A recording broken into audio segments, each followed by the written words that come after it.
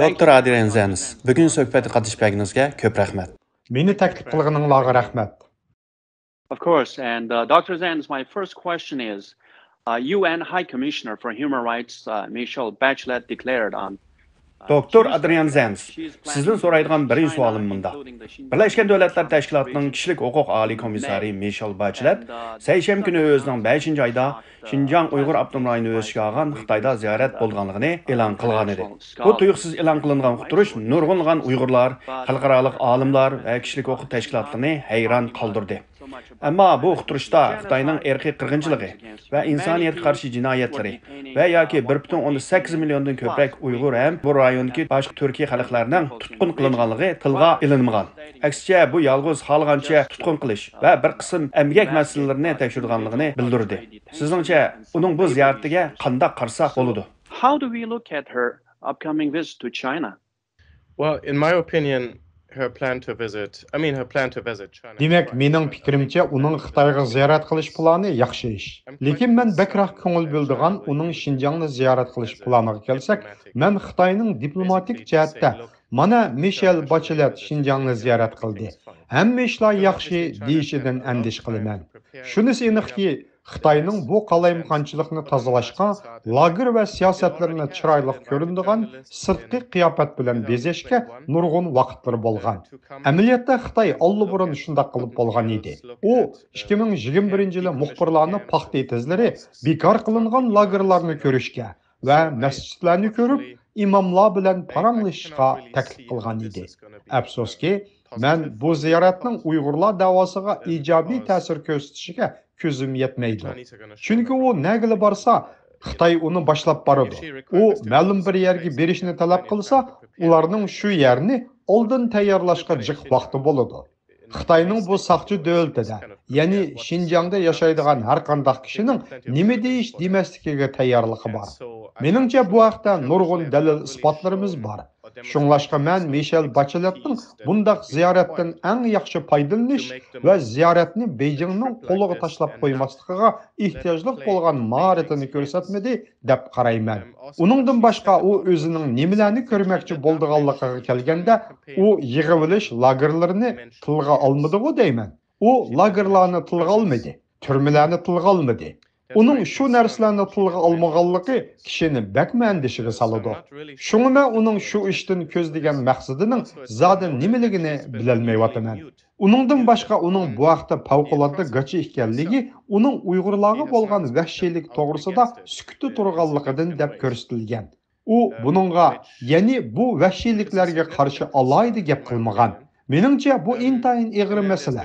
Buningdan boshqa yana Birlashgan Davlatlar Tashkilotining Xinjiang vaziyati to'g'risidagi texi e'lon qilinmagan dokladimi bor?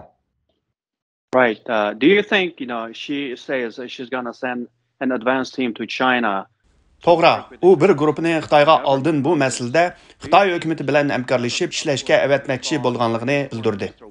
Albatta, biz Xitoyning tashqi ishlar ministri Wang Yi va tashqi ishlar ministrining bayonotchisi Zhao Lijianning hammasi uni shart bilan taklif qilganligini ko'rdik. Sizningcha, Xitoy uningga nurg'unlagan kishilik huquq tashkilotlari chaqirganga o'xshash cheklimisiz ziyorat bilan ta'minlandigandi.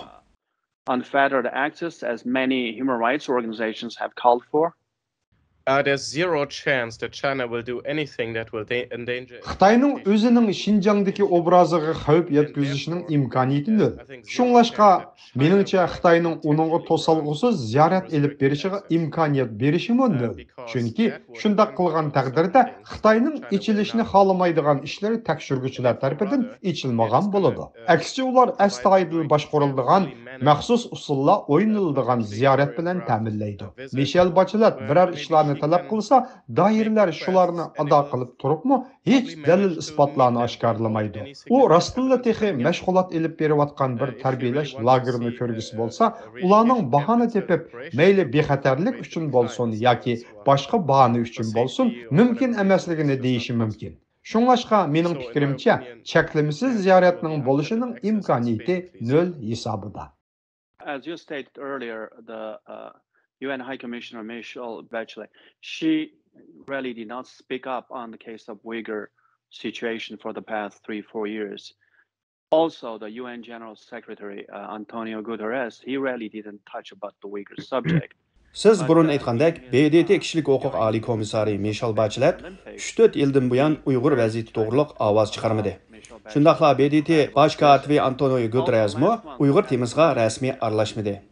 Ammo uning Beijing Olimpik musobaqasiga borgan vaqtida Xitoydan Michelle Bacheletni ishonchli ziyorat bilan ta'minlashni talab qilgan edi. Uningdan boshqa o'tgan oyda Myunxen bexatarlik yig'inida bu ziyoratni Xitoyning manfaatiga uyg'un dedi. Nurg'unlagan Uyg'ur tashkilotlari va boshqa kishilik huquq tashkilotlari BDT bosh katibining, bo'libmi BDTning bu masalaga bo'lgan pozitsiyasidan norozi bo'lib keldi. Va shundaqla Michelle Bacheletning Xitoy ziyoratining dakli ta'ruzga uchramasdan Xitoyning uni lagerlarni, majburiy emgak zavodlarini ziyorat qilg'ili qo'ymasligidan ansirdi. Eng oxirgi hisobda sizningcha uning ziyorati Xitoyning o'zining Uyg'urlarga yurgizgan qirg'inchiligi va insoniyatga qarshi jinoyatlarini aqlashqa foydasi bo'lib qolamdi.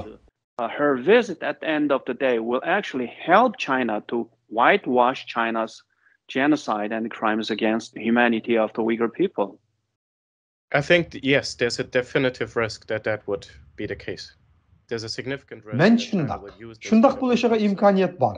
Xitoyning bu ahvoldan foydalanishiga zo'r imkoniyati bor. Xitoy shundaq ishlarni qilishga bek iqtidorli. Shuning bilan birga Birlashgan Davlatlar Tashkilotimi shuningga qarshi chiqishda bek iqtidorli bo'lishi kerak. Masalan, ba'zi matbuotlar Xinjiangga taklif qilindi. Ammo borgandimi ular qora bilan oqni bilib, keyin taklif qilinmagan yerga qaytib berib, ma'lum ishlarni qilib, xalqdan savollarni so'raganda Xitoyning digini bilan zid ishlarni ko'radi. Ammo buningga mahorat va iroda kerak. Axborot vositasidagilar Xitoyning tishiga tegishdan qo'rqmay keldi. Ammo Birlashgan Davlatlar Tashkilotining masalalarining biri shuki, ular Xitoyning tishiga tegishdan qo'rqadi. Bundaq pozitsiyada bo'lib turib, Xinjiangga unumli bo'lgan ziyorat elib berish mumkin emas. And the Chinese government has been accusing the US. Xitoy hukumati irqiy qirg'inchilikni e'tirof qilgan Amerika boshchiligidagi g'arb ellerini hikoya to'qiyotidi deb ayblab kelmoqda. Ular buni asrning yolg'oni. Amerika boshchiligidagi g'arb dunyosi Xitoyning kuchayishini xohlamaydi. Shuning bilan Xitoyni irqiy qirg'inchilik qilyotidi deb ayblayotidi deydi. Shuning bilan ular qaranglar, agar biz qirg'inchilik ilib borgan bo'lsak, musulmonlarga nachar muomala qilgan bo'lsak, musulmon davlatlar qandoqsiga bizning tarafda turdi deb bu banini ko'rsatdi. Sizningcha Michelle Bacheletning ziyorati Xitoy hukumatining qaranglar, bu yerda hech nima yo'q degan yolg'on gapni tashviq qilishiga sabab bo'lamdi. Ular mana Michelle Bachelet keldi. Dunyoning hamma yeriga o'xshash, bizda azroq kishilik huquq masalasi bor. Amaliyotda Amerika boshliq g'arb ellari Xitoyning qayta bosh ko'tarishni xohlamaganligi uchun bu asrning yolg'onchiligini to'qib chiqdi deyish mumkinmi? Lies of the century. Shundaq, bu dal Xitoy qilishi mumkin bo'lgan ish. Xitoy cho'qim bu ziyoratdan xohlagancha foydalanishga tirishadi. Shundaq qilish imkoniyati yuqori. Demak, bu ish kishini bek andishiga soladi deb qarayman. And this week in Beijing, Chinese government held two sessions, both the people's. O'tgan hafta Beijingda Xitoy hukumatining ikki yig'ini, ya'ni xalq qurultiyi bilan siyosiy kengash yig'inlari ochildi. Xitoyning tanlagan Uyg'ur vakillarimi bu yig'inga qatnashdi. Yig'in jarayonida Xitoy raisi Xi Jinping tunji qitim millatlar ittifoqligining muhimligi to'g'riliq alohida so'z qildi. Biz sizning Xitoyning maxfiy hujjatlarga asosan qilgan tadqiqotingizdan hozir yurgizayotgan qirg'inchilik siyosatining buyruqini amaliyotda Xi Jinping tushirganligi va Chinchuango shu siyosatning ijro qilguvchisi ekanligini bilamiz. Ammo ikki yig'inda Xi Jinping millatlar ittifoqligi muhim. Agar Xitoy milliy siyosatda xatolik o'tkazsa, Xitoyni muqimsizlashtiradi dedi. Birinchidan, Xi Jinpingning millatlar ittifoqligi deganini qanday tushunsak bo'ldi. U Xitoydagi 56 millatning hammasining barobarligi, ularning til, madaniyat, an'anasiga to'liq hurmat qilish kerakligini demoqchimi? Equal footing, respecting their language, culture, traditions. Or what does ethnic unity mean when the Chinese leader talks about it? If Xi Jinping talked about Minzu Tuanjie, ethnic unity, then that's of course something that the CCP has talked about for a long time. Xi Jinping Minzu Tuanji, ya'ni Millatlar Ittifoqligi degan bo'lsa, u albatta Xitoy Kompartiyasi azaldan so'zlab kelgan bir uqum. Yenilik yo'q. Xi Jinping taxtga chiqqandan tortib har millatning ittifoqlashib, birdek bo'lib, onarning donisdek bo'lishini baragan sir ta'kidlab keldi. Bu degan assimilyatsiya va yo'g'irlash demakdir. Bu deganlik osonliq millatlar Xanzu millatiga yo'g'irilish kerak deganlikdir. Xi Jinpingning so'zining tekstida yenilik bormi deb tafsili qarasam bo'lg'idek. Buni to'g'ri tushungim kelyapti. Siz nima dedingiz? Xi Jinping biz millatlar ittifoqligida xatolik o'tkazsak, davlatning manfaatiga ziyonli bo'ladi, dedimi? Xi Jinping said, Xi Jinping, agar biz millatlar siyosatida xatolik o'tkazsak, bu Xitoyni muqimsizlashtirdi, dedi. That's what he said. Yeah, well, that certainly is very true. It's maybe quite interesting how he put it. Aha, shundaq. Bu intayin to'g'ri. Uning bu gapni qandoq bo'lib deganligi intayin qiziq. Xi Jinping o'zining milliy siyosatiga alohida ko'ngil bo'ladi. Chunki 2012-2013 yillarda u 2008 yildagi Lhasa qo'zg'oloni va 2009 yildagi Urumchi isyonidan tabritilgan bir hokimiyatni varislik qildi. Shuning bilan birga nurg'un jihatlardan aytganda Xitoyning milliy siyosati qalaymuqanchilikqa to'lgan edi. Uning eng cho'ng siyosiy vazifalarining biri bo'lsa, mushundaq sezgir va ansiz bo'lgan rayonlarda muqimlikqa kafolat qilishdan iborat edi. O'tgan yili ichki Mo'ng'ulda chatoqlar kelib chiqdi. Mo'ng'ullar yangi chiqarilgan qo'sh tillik ma'rif qonuni qarshi namoyish qilgan. Demak, bu ya'ni milliy siyosatni chiqish qilib, assimilyatsiyani texnik tashviq qilish Xi Jinpingning milliy siyosatining bir qismi. Natijada bu ishlar uni cho'ng millatlar bilan ziddiyatga ittirdi. Bu o'zgarmaydigan bir ahvol.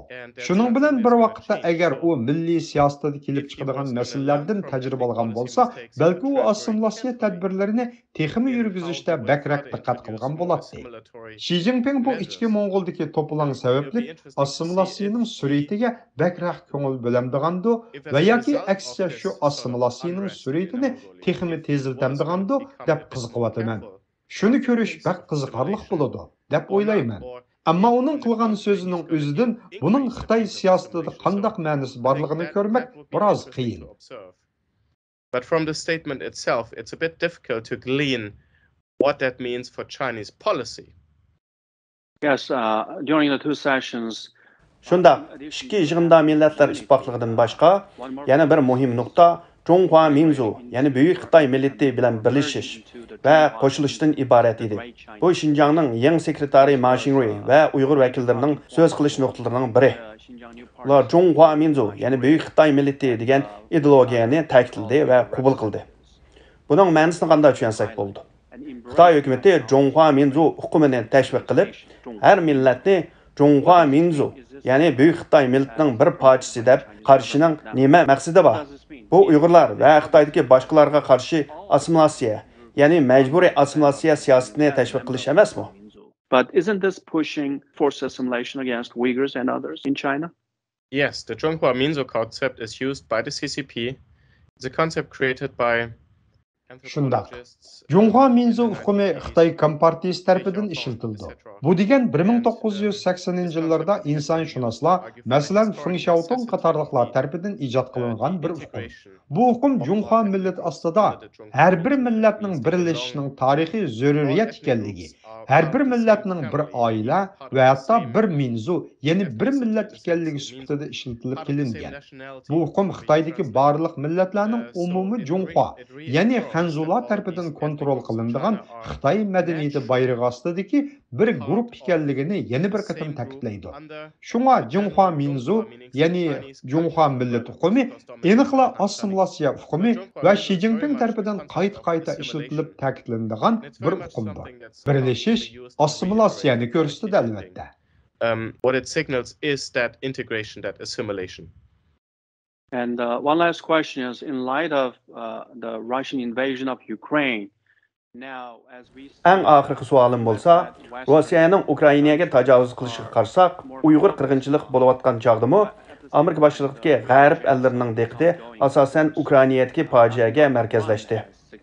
Uyg'ur diyoridagi vaziyat ish o'zgargani yo'q. Ma Xingruyning kelishi bilan o'zgarmadi. Amerika başçılığındaki g'arb ellerining diqqati hozir Ukrainaga markazlashayotgan bir vaqtda, sizningcha bu ahvol vatandagi beshg'i irqiy qirg'inchilik kelayotgan Uyg'urlarga salbiy ta'sir ko'rsatishi mumkinmi? Siz qanday qaraysiz? For the Uyghurs on the ground there who are facing this kind of atrocity at the moment. I think in terms of foreign policy, Tashqi siyosat jihat kelsak, bu ahvol vatanidagi Uyg'urlarga qandaq ta'sir ko'rsatishidan hech xabarim yo'q. Rossiya nima qilsin yoki qilmasin, Xitoy cho'qim o'zi qilayotgan ishlarni davomlashtiraveradi. Ammo tashqi siyosat kelsak, bu yerda fursat bor deb qarayman. Chunki Yevropa, bo'libmi Germaniya Rossiyaga o'xshash huquqparast diktator hokimiyatlarning dunyoga soldigan tahdididan uyg'ondi. Navbatda Germaniya va Yevropaning Xitoyga bo'lgan ko'z qarashiga ta'sir ko'rsatadigan qayta bir o'yinish bo'layotdi. Buning ta'sirining qanchalik zo'r ekanligini texay bilmaymiz. Ammo bu ta'sirlar ojiz bo'lmasligi mumkin. Bu xush xabardir. Chunki bu urush Yevropaliklarni texmi real tashqi siyosat maydoniga itardi. Ularning davlat bexatarligini o'xshashla tahdidga duch keldi. Abadiy tinchlik, hamma ishlar yaxshi deydigan ahvol yo'qligini tushundi. Shuning bilan birga meningcha bu ularning Xitoy bilan bo'lgan munosabatida o'zgarishlarni keltirib chiqardi. Men Amerikaning Xitoyni cheklaydigan eng oldingi safda turib, uning qirg'inchilik qilmishini jakarlaganligini, shundaqla Amerika hukumatining Yevropani bu haqda o'zi bilan birdek harakat qildirishda jiq qiynalganligini bilaman. Chunki Yevropaliklar ikkilangan va o'yin o'ynab kelgan edi. Ular konkret tadbir qo'llanishga, vaziyatga sagaglik bilan qarashga qarshilik qilib kelgan edi. Ukraina qilingan tajovuzchilikdan Yevropaning bu ahvolda cho'qim o'zgarish bo'lish kerak degan umid bor. Chunki hozir bo'lsa Amerika va Yevropa texmi yaqinlashdi va texmi hamkorlashyapti. Xitoy vaziyatidami shundaqmi Xitoyning Xinjiangda yurgizayotgan kishilik huquq dafsandachiligidami shundaq bo'lsa ekan degan umidim bor. In regards to China and therefore in regards to Chinese human rights violations such as in Xinjiang. Dr. Zanis, yaxshi suhbat bo'ldi. Sizga ko'pdan ko'p rahmat. Thank you Meni so taklif much qilganingizlarga for ko'p having me rahmat. today.